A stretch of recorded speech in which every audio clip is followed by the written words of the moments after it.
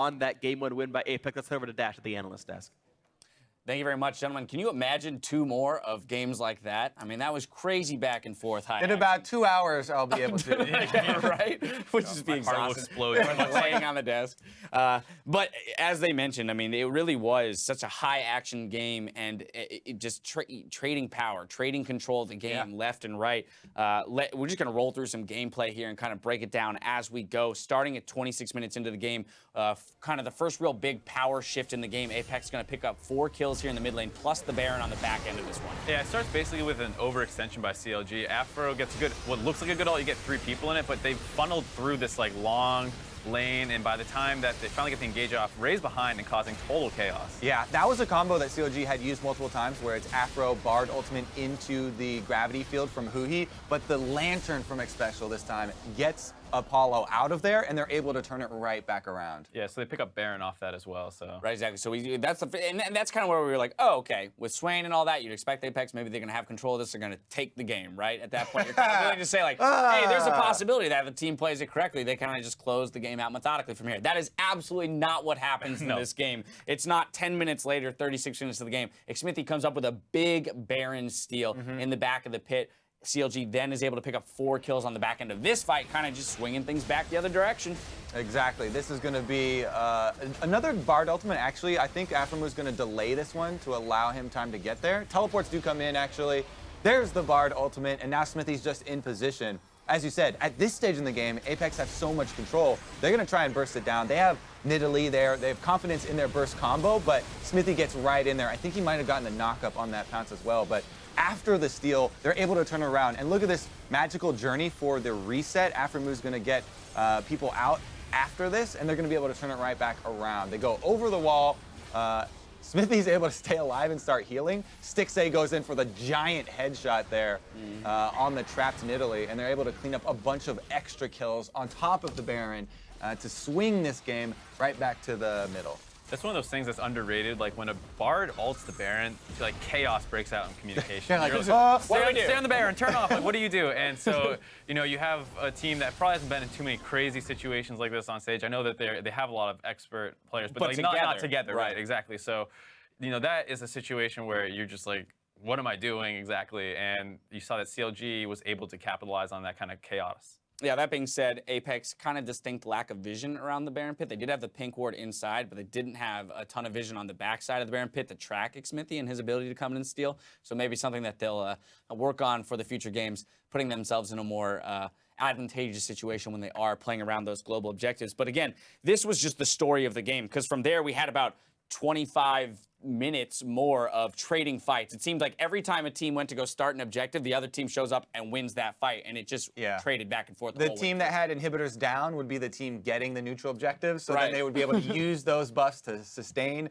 and defend until the inhibitors came back up. So rarely do we see multiple Elder Dragons taken in a game. It's got 10-minute respawn timer, and it doesn't spawn till 35, so usually we're like, oh, game's over after you see one of them, but we got multiple ones, plus a bunch of Barons. With that back and forth that we saw, CLG on your screen here, they're going to be going over their strategies for Game 2. Of course, the game ended with a little bit of an overextension by CLG. I don't know if they got overconfident in what they thought they could start a fight there without Ray being on the table here in this final fight, but Elder Dragon having been picked up by Apex, it was a very sketchy engage.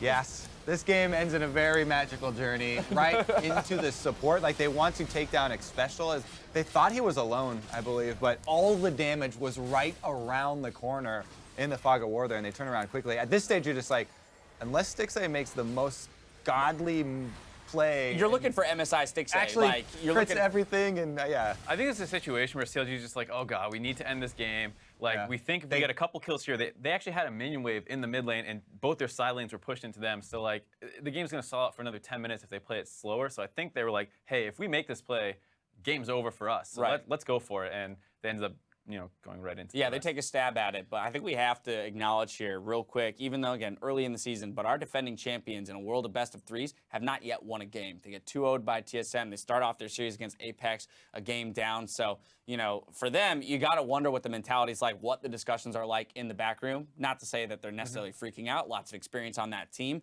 So hopefully Zix can get them kind of refocused in on Game 2. With all of that behind us, we've got to talk about our player of the game, Ray, on that Fizz. So far for him in the LCS, it's been like, I'm getting focused insanely much in the top lane. We saw it with Santorin and Quas going ham on him. Here he started down, 20, 30 CS early in the game, but he's finding a way back into the game every single time. The crazy thing is, like, we had Dyrus on the desk yesterday, and he was talking about how much he hated being a top laner playing from behind. Ray had 10 CS at 9 minutes, and, like, next thing you know, he's 7-2 or something with, like, even CS with Darshan. You're like, how does that happen? This guy's a monster. Yeah, I mean, I started this year with, trying to work out some expectations for Ray. I was like, oh, I'll watch a couple of the games from LPL. Pastry Time says he's really good. But I wasn't convinced until, we get well into day 2 and they're actually playing against CLG and Darshan, and to see the effectiveness that he has diving that back line. Yeah, I'm convinced. There you go. Kobe's convinced. Good on Ray for picking that one up for his team. We'll see how he performs in Game 2. Real quick, we want to update you on what's going on over on Stream 2. TSM able to pick up a win in their first game pretty handily over Team Liquid, and a lot of that's coming through that focus back to the mid lane, putting Bjergsen in a position where he can push his lane up quite significantly. We're going to have a replay to kind of show you what results because of that, but definitely putting a little bit more focus back in that mid lane and empowering Svenskeren to be very aggressive in the jungle. Yeah, Svenskeren goes for the dive. They started off. This is such clean execution on their dive as well. Bringing Hanser down, who also earned a very big lead in his solo lane.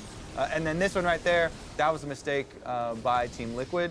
And that's just an extra kill there to snowball these guys. Everyone's banning Ryze right now. Bjergsen got the champion that has the potential to snowball and take off and overtake a game. And then he gets early kills on that champion.